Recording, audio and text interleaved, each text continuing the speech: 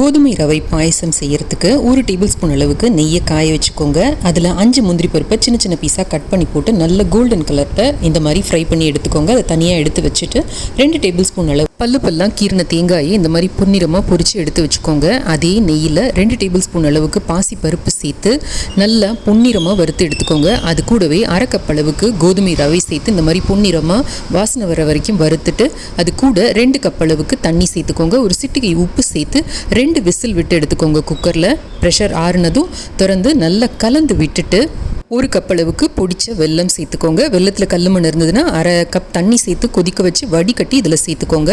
பச்சை வாசனை போனதும் 1/4 ஸ்பூன் அளவுக்கு ஏலக்காய் தூள் சேர்த்துக்கோங்க. இது கூட 1/2 லிட்டர் அளவுக்கு காய்ச்சி வடிகட்டின பாலையும் சேர்த்துக்கோங்க. சிம்மில் வச்சு பபிள்ஸ் வந்த உடனே ஸ்விட்ச் ஆஃப் பண்ணிவிட்டு நம்ம பொரிச்சு வச்சிருக்கிற முந்திரியையும் தேங்காயும் சேர்த்துட்டு 1 டீஸ்பூன் அளவுக்கு நெய்யும் சேர்த்தா கோதுமை ரவை பாயசம் தயார். அன்பை செஞ்சு கொடுத்தவங்களுக்கு ஒரு தேங்க்யூ சொல்லி என்ஜாய்.